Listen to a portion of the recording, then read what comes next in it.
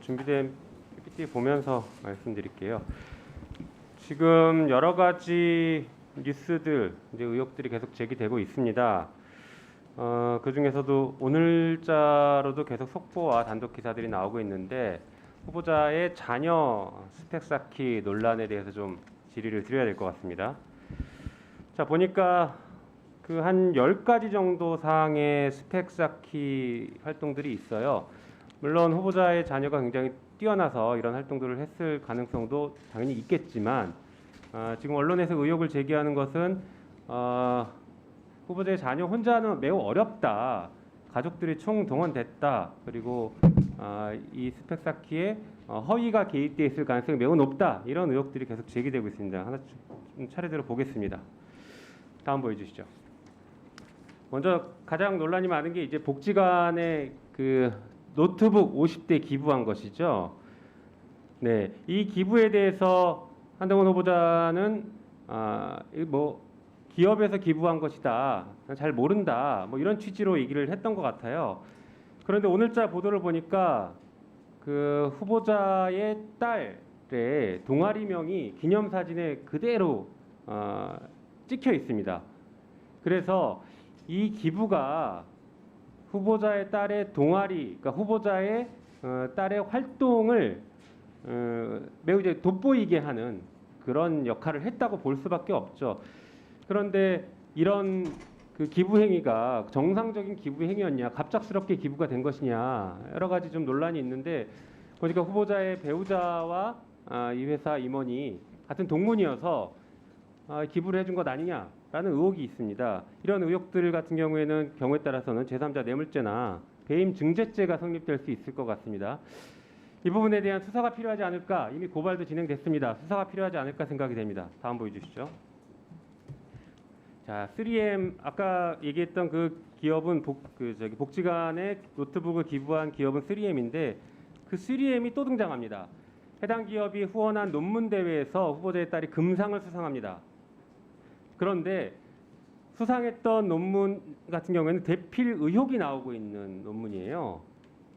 이것 역시 지금 범죄가 성립할 수 있지 않을까 싶습니다. 논문을 대필 의혹한 논문을 제출했고 그 제출한 논문을 가지고 상을 탔다. 이러면 업무방해죄 성립될 수 있지 않겠습니까? 후보자가 그동안 그토록 강조했던 공정과 정의, 상식에 비추어 보면 당연히 수사 대상이 될 것으로 보여집니다. 다음 보여주시죠. 자, 그리고 후보자의 딸이 인터뷰했던 내용 중에서는 인천시장상을 받았다라고 했는데 보니까 인천시 의회 의장상 얘기가 나오고 있죠. 그러나 이 상을 또 왜 받을 수 있었는지에 대한 공적 조서가 지금 제출이 안 돼서 그 내용을 좀 확인할 필요가 있을 것 같습니다. 신속하게 제출해 주실 수 있으면 좋겠어요. 그 다음에 프루덴셜 공동체 정신상 받았나라는 얘기가 있는데 이 역시 보면은 프루덴셜 공동체 정신상을 받은 것으로 얘기가 되고 있는데 확인해 보니까 이름을 찾을 수가 없습니다. 미국 프루덴셜 수상자 명단에 따님의 이름을 찾을 수가 없어요. 특히나 이것은 보니까 전국 중고생 자원봉사 대상 장려상이기 때문에 인터뷰에서 적시했던 프루덴셜 공동체 봉사상과 완전히 다른 상이다. 허위 인터뷰를 했다. 이런 의혹이 제기되고 있는 것입니다. 다음 보여주시죠. 네, 심각한 문제는 또 있습니다. 자녀 논문의 대필 정황이 보도되고 있습니다. 후보자는 그렇지 않을 거다라고 얘기했지만 이게 허위였죠. 후보자도 거짓말을 하신 거죠. 당장 케냐 대필 작가가 내가 했다라는 인터뷰를 했습니다. 다음 보여주시죠. 거기에서 그치지 않습니다. 다수의 논문과 전자책들, 후보자의 자녀가 지금 발간했다고 하는 것들이 표절 의혹이 매우 강하게 제기되고 있습니다. 그래서 타인 자료 무단 베낀 표절 전자책을 출판했다라는 보도가 있고 국제학술대회 논문도 표절이 확인됐다라고 하고 있습니다. 한편 돈만 내면 실어주는 약탈적 학술지의 논문이 다수 게재됐다 이렇게 얘기하고 있어요. 이런 경우에 따라서는 업무방해죄나 저작권법 위반으로 처벌받을 수 있는 사안이 아닐까 싶습니다. 다음 보여주시죠. 그 다음 넘겨주세요. 자, 이런 일들이 벌어진 시기가 참 애매합니다. 후보자가 2019년에 조국 당시 장관 후보자에 대한 수사를 지휘를 했죠. 당시 대검 반부패 부장으로서 지휘를 했는데 그 이후에 벌어진 것입니다.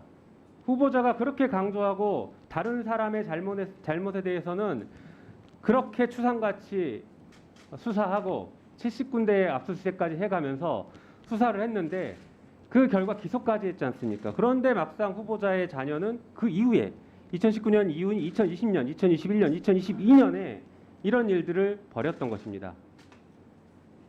이게 가장 심각한 문제가 아닐까 싶습니다. 다음 보여주시죠. 그 이후에 후보자 측의 태도가 참 황당합니다.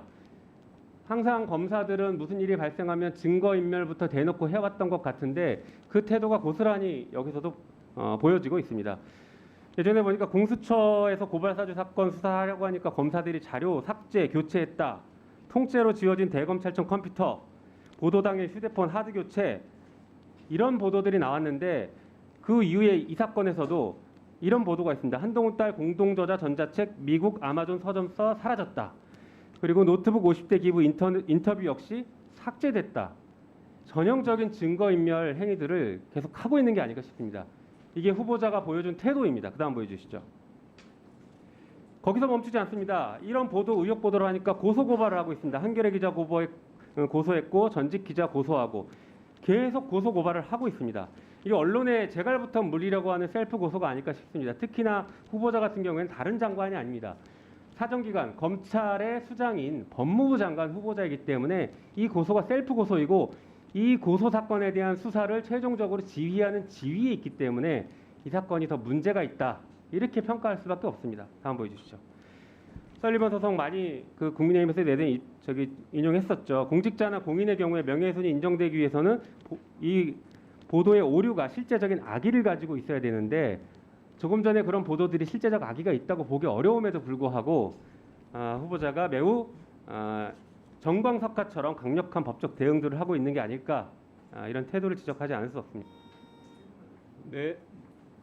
그 다음 보여주시죠. 자, 후보자는 그런데 이렇게 이런 스펙들을 쌓는 게 사실 별 문제 없지 않냐. 아직 대학 진학도 하지 않았고 거기에 쓰지도 않았지 않느냐. 소위 말해 예비 음모는 처벌할 수 없는 것 아니냐라는 취지로 읽혀집니다.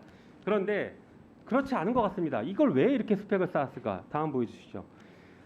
그 후보자 사촌과 똑같은 스펙을 쌓아갑니다. 보니까 그 후보자의 딸과 사촌들의 교회 활동들은 여러 차례 겹치고 있습니다. 봉사활동 단체를 같이 만들었고, 다음 넘겨주시죠. 또 포스터 전시회도 같이 했고 포스터에 그 이모의 딸이 이름이 모두 들어갑니다. 그 사촌들의 이름이 들어간다는 얘기죠. 또 보여주시죠. 또 환경 문제를 다루는 어떤 커뮤니티, 장애인 커뮤니티 이사나 수학클럽 회장 등을 맡은 등의 스펙을 비슷하게 유지합니다. 다음 보여주시죠.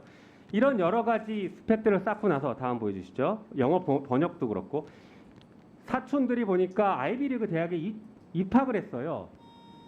후보자의 딸도 똑같은 코스를 걷기 위해서 이런 생각을 했던 것으로 보여지는데 여전히 아니냐고 얘기하실 수 있고 그렇게 주장하실 수 있겠습니까? 공정하다고 평가하실 수 있겠습니까? 여기에 대한 입장과 지금 당장 수사가 필요한지에 대한 입장과 답변하십시오. 예. 너무 많이 말씀해 주셔서 어떤 부분을 먼저 대답해야 될지가 조금 애매한데요. 개괄적으로 말씀드리면은 사실 저는 솔직히 이 교육 과정에서는 잘 알지는 못합니다. 제가 관여를 하지 않았고 대개 그 시기가 제가 이제 지방으로 좌천돼 있을 때라서 제가 상황은 몰랐는데 이 과정을 좀 들어보니까 대개 뭐 지금 말씀하시는 논문이라고 하는 것들은 논문 수준은 아니고요. 고등학생이 어떤 연습용으로 한 리포트 정도 수준의 짧은 글들, 2-3페이지, 많으면 6페이지 정도짜리 그런 영문 글들을 모은 것입니다. 그리고 그것이 실제로 입시에 사용된 사실이 전혀 없고, 그리고 그 글이 입시에 사용될 계획도 없습니다. 그런데다가 나아가서 학교에도 제출한 사실이 없는 글들입니다. 그러니까 제 딸이 이제 국제 학교를 다니고 있는데요. 거기서 하는 과정에서 자기 학습하는 아카이브 같은 걸 쌓은 것이다. 저는 이렇게 설명을 들은 상태이고요. 그리고 봉사활동에서 대해서 아까 말씀하셨는데요. 그거는 지금 일회성으로 하는 것이 아니라 3년 가까이 계속 하고 있는 일이고 취약계층이 있는 이 아동들을 상대로 제 딸 같은 경우는 이제 국제학교에 다니고 주위에 친구들이 네이티브 영어들이 많으니까 그것을 이제 줌으로 연결해서 서로 좋은 일을 할 수 있지 않을까 하는 상태에서 시작한 것이고 실제로 거기서 도움을 받고 있는 분들도 많은 것으로 알고 있습니다. 그런 과정에서 이제 그 아동 시설에서 노트북이 부족해서 부족해서 거기에 대해서 이제 노트북을 자기 노트북을 좀 구해서 주다가 그래서 그 기업에서 폐기 처분할 불용 용도의 노트북을 기증한 것인데요. 저는 그것이 크게 문제되는 것이 아니고 오히려 장려해야 될 부분이 아닌가 생각합니다. 그러지 않았으면 폐기 처분될 내용들이 지금 취약계층 아동의 영어 공부에 쓰일 수 있으면 좋은 일 아니겠습니까? 그리고 너무 많이 말씀하셨죠. 그리고 서울시, 인천시 그 상장 같은 경우는 원래 이게 오보가 먼저 나왔었고 그리고 민주당에서도 이게 서울시가 가짜다 이런 주장을 좀 하셨었다가 사실이 아닌 걸로 드러났지 않습니까? 나머지 상들도 그걸 제가 없는 거를 있다고 말씀드리진 않겠습니까? 제가 그렇게 말씀드리고 싶고요. 그리고 제 딸이 지금 미성년 상태입니다. 그리고 어떻게 보면 좌표 찍기를 당한 이후에 이메일이라든가 그 사이트로 굉장한 욕설과 그런 미성년자로서 좀 감당하기 어려운 공격을 당하고 있어서 굉장히 충격을 받은 상태고요. 그래서 본인한테 본인이 지금 어려운 상황이기 때문에 그리고 뭐 지우는 거 말씀하셨는데 제 딸 외에도 다른 뭐 봉사활동 가담자들도 그 다 미성년자거든요. 그럼 본인들이 그걸로 인해서 지금 이 상황으로 해서 큰 공격을 받거나 큰 공격을 받고 싶지 않기 때문에 그런 자료들을 내리는 걸 뭐라고 욕할 수는 없지 않겠습니까? 그런 말씀 드리고요.